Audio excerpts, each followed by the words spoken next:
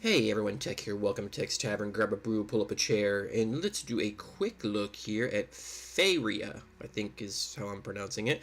It's Faeria, and this is a new card game, but it's like a strategic card type game combo, strategy, turn-based strategy kind of a game. But we'll get into that a little bit more, and I'll show you kind of a quick matchup. But I kind of want to show you the intro screen here. The game, the graphics are great. I mean, the music is really well done. Everything. But yeah, this is a game that just came out. It's actually free to play. You can download it on Steam. And up to this point, I have not spent a single penny on it. I've been very tempted, but I'm playing the game, trying to learn it, see the different things you can do. But yeah, they got some neat things going on. It does have deck building involved in it, just to show you here. Again, and I don't think it shows a total. I don't think. But these are all cards that I have. I think, let me look here. Does it show? I think you can only have like 3 of any card, and you can only have 2 in a deck for you guys that are familiar with card games. And they have like these template things. So like if you want to build a new deck, they actually have like templates that they give you. I guess they unlock by level. And they give you templates that then you can use to kind of like get a base for a deck or build the entire deck. I mean, like if I want to do a green starter, I guess I have all 30 of the cards that are required. It shows how many cards you have. So you could kind of go with one of these, like say this Deadly Crusade deck, and then just fill out the rest of it with other cards that you do have. So it does, and then you can also just build one completely from scratch. So it does have some other things like that. Of course, it does have a store where they make their money at is by buying basically packs. That's what these are. You have some basic common packs, and then these like kind of legendary packs or whatever. The early game, they do give you a lot of free cards in the form of those standard packs. So I've been playing mainly a yellow deck, and you can see I got, a fair amount of some of these cards. I don't know if it actually shows you. I guess it doesn't show you I don't know how to see the ones you don't have of that color. But you can do the crafting, I guess, is how you can see that. Okay, that's how you can see it. They have a crafting thing where basically you can kind of shard cards that you get duplicates of to get these gems, and then these gems you can use to craft cards you don't have. So, for instance, all these gray ones, you can see, like this card, I have 2 of the 3 that I'm able to have. Any excess ones you can disenchant by hitting that button. But let's say, let's say I wanted to craft this card here, this Windstorm Archer. I would need to spend 20 of the shards to craft it. Right now I only have 17, so I would need to disenchant some other cards or something to do that. If you have cards that you just don't even want because you never use them, say this card here, you don't want it, boom, you can shard it for 1. So, they have kind of a little crafting system where, over time, and earning cards and doing things, you can get cards you want. I mean, I've crafted a few cards. I think I crafted, which was one, I think this one right here, this Choking Sand one, I wanted some more direct damage, so I crafted that one. So that's kind of an example of that. So they have the crafting, they have the store. I don't know if the shop here, yeah, they have the shop here. Basically, I think 250 of these, I think, costs about, I can't remember how much it is. I don't know, it's like a buck or something, I think, for a pack, I think is what it works out to. Something to that effect. But like again, I haven't done anything. They have quests, which like right now I have a quest to do a practice run, friends list. It has some settings. When you go into the actual play here, you have a solo battle in Pandora. I haven't done any of the battle. The battle, I think, is just where you can take decks you build and play multiplayer against people, and it matches you up. I don't know if there's any ranking or anything. Let's just click and look. Yes, here it's let me pick a deck. Casual or ranked, I guess. Okay, so you can just play casual against people that mean nothing, or you can go and try and get ranked, I guess. Haven't really gotten into that very much yet. Pandora is interesting. Pandora is a multiplayer, kind of a, basically, I'm trying to think of the phrase for like Magic. It's basically like a, oh, I can't think of the name of it right this second. I know I'll kill myself later. But where you basically open packs and pass, so it kind of gives you, they've done this in other games too. I think even the Hearthstone game does the same mode, where basically you get 5 choices, pick one, 5 choices, pick one, 5 choices, pick one, and you just keep doing this the whole while until you get a whole deck together, and then you go and play. If you get 3 wins, if you get 3 losses, you're done. The more wins that you get, the more rewards you get. So you'll get packs and cards and things as rewards when you're done. So you can see in this one here, I haven't had any wins. I had 1 loss. So I'm kind of in the middle of one at this point. So, but yeah, that's kind of a neat thing that they have in the game. I've played Hex, and Hex kind of has that same thing too, with the and I'm still drawing a blank. I'm trying to think in the back of my head the name for the phrase, because I've actually played it in Magic before, where it's like a sealed deck, or tournament or whatever. Then they have the solo mode, which the solo mode has a bunch of different things where you can do missions. There's several different missions. I've completed these 2, which were quite a few missions that I completed, and now it gets to the point to where it's then kind of locked, and then you have to unlock it to get more. But this is a way that you can get cards, and it's free. You're not paying for them. So, like, for instance, here, I can unlock this for 4,500, which you can see just from my normal playing. I'm at almost 4,500 now. I'm at 4,070 up here. And then I can unlock this. It will have 7 puzzles, which the puzzles are kind of quirky. They're, instead of a match, they're where you're actually just trying to solve something. And then the reward is 4 battle chests, which the battle chests, those are the card packs, so basically 5 cards. So you're going to get 20 cards right there, and 600 gold. This one here is the same thing, except it's missions, which are actually kind of like battles. Again, you get 20 cards, 600 gold. So you can do all the other stuff, single player, multiplayer, whatever, and earn all your coins, and then use your coins to unlock these, which would then in effect get you cards as well. Now you can go to the store with your coins and just buy packs. So you can buy packs for 1,000 right here. So I could go buy 4 packs right now, just straight up with my coins. However, I think with this it's the same price. It's a little more actually than 4 packs. So, but you're getting the gold back, and you're getting the missions, which you're going to earn more gold and experience while you're doing those missions, on and on.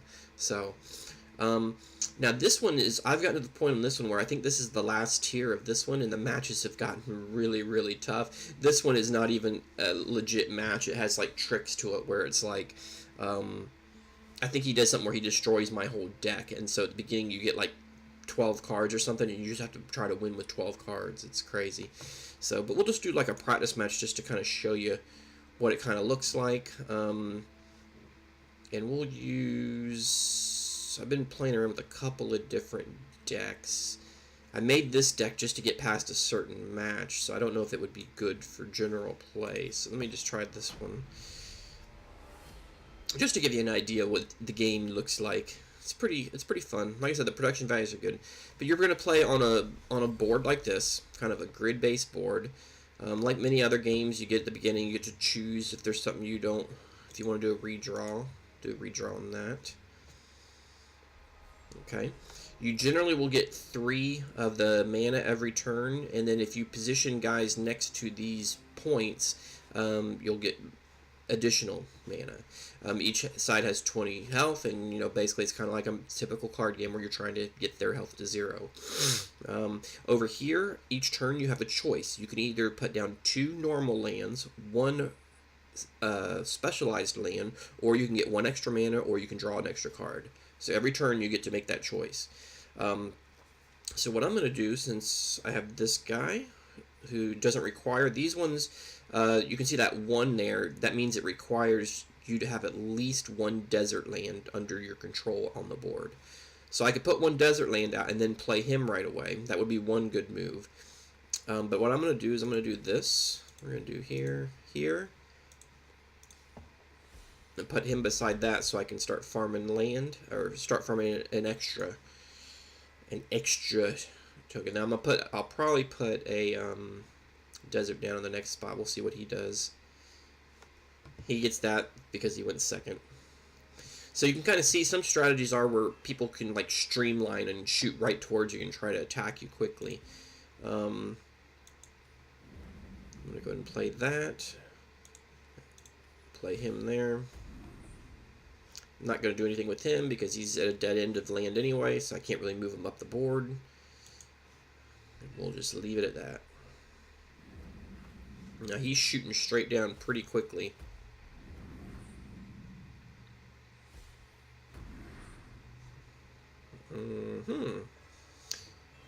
Right.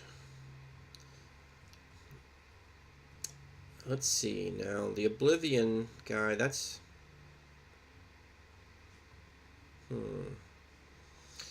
Could be interesting here. I mean, I'm just going to kind of try not... On games like this, too, I'll warn you. On this type of a game, sometimes I'll sit here... This is a bad type of game for me to show you me play, because when I'm not playing against another player, I'm playing against a computer, I could sit here and think about this move for a couple minutes. It's like, okay, well, do I suicide him into him and then put, this down, and then I put 2 land here, or do I put 1 desert here, or do I do... And there's a lot of choices. So I'm going to try to play pretty quick and probably make dumb mistakes, so just letting you know that ahead of time. I'm thinking what I'm going to do is I'm going to take and suicide this guy here. And I'm going to put another desert right here, put this guy here, and then that way I'll be able to charge him up the board on the next turn. And kind of try to get up and put some pressure into his area. And he's playing a yellow deck similar to mine, which is interesting. Okay, let's see what we got here. And there's a lot of different terms in this game. Death touch means no matter what the other guy's health is, he's going to die if he gets hit by him. Last words means when this guy dies, you get that, so I'll get 2 mana basically when he dies. Charge means he can move 3 spaces, so like right here I can move all the way up there, punch that guy so he can not get that man anymore. I'm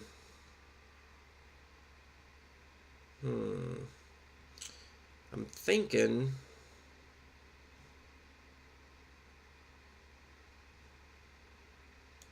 I'm just going to be mega aggressive right now. And really put heavy pressure on him. If he moves him down to attack me, then I'll move that over and we'll do that little thing there. But I'm going to be mega aggressive here at the start and just kind of see. Again, just because I'm not going to think out every move too far. Let's keep going. Alright, so he's playing some of the same units as me, which is interesting. Okay. That's a good guy to have. This guy, I'm hesitating casting him because you got to kill somebody to get him. But I could cast him right here and give up that guy for right now, but...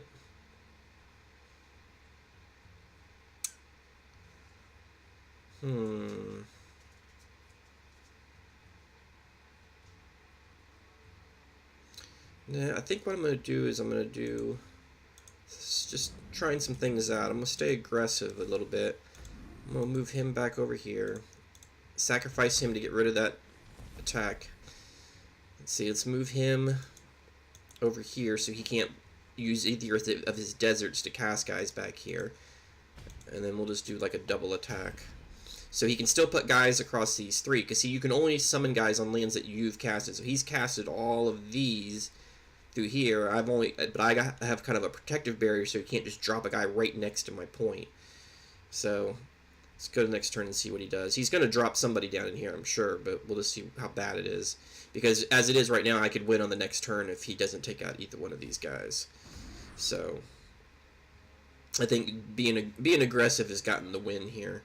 You get some other neat spells like this. This is kind of a utility spell where you can cast it and either move one of your guys basically for free. So that's how you can advance guys across the board quicker.